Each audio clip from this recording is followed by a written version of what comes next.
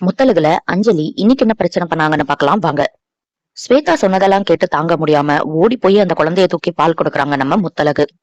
அந்த குழந்தைய தூக்கி கட்டி அணைச்சு பால் கொடுக்கும்போது அவங்களுக்கு அப்படி ஒரு சந்தோஷம் இருக்கு.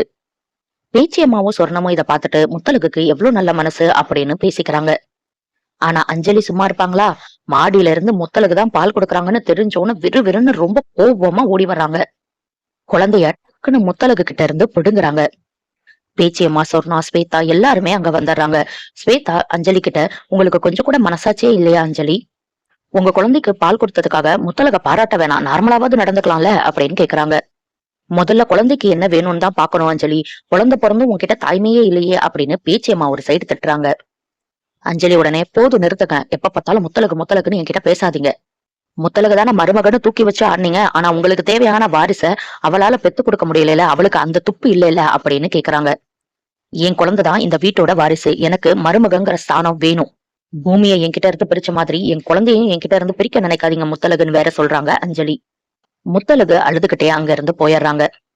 எதுவுமே நடக்காத மாதிரி ரூமுக்கு வந்த முத்தலகு கிட்ட பூமி, நான் அஞ்சலி பேசினதெல்லாம் கேட்கலன்னு நினைக்கிறீங்களா முத்தலகு?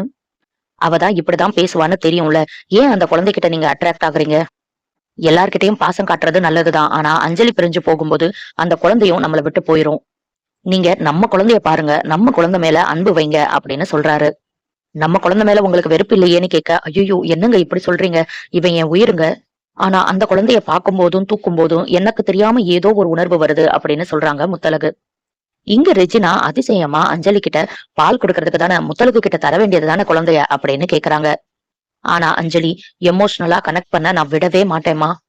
எனக்கு இந்த குழந்தை வேணும், இந்த குழந்தை மேலதான் நான் எல்லா அன்பையும் காட்ட போறேன். அம்மா பொண்ணு சென்டிமெண்ட் ரொம்ப டேஞ்சரஸ், நான் கண்டிப்பா விடவே மாட்டேன், என்ன நீ கன்ஃபியூஸ் பண்ணாத அப்படின்னு சொல்லிடுறாங்க அஞ்சலி. இதோட இன்னைக்கு எபிசோட முடிச்சுட்டாங்க. அடுத்த வாரம் என்ன நடக்குதுன்னா, ரொம்ப பதறி போய் அஞ்சலி எந்திரிக்கிறாங்க, பக்கத்துல குழந்தை இல்லையே அப்படின்னு.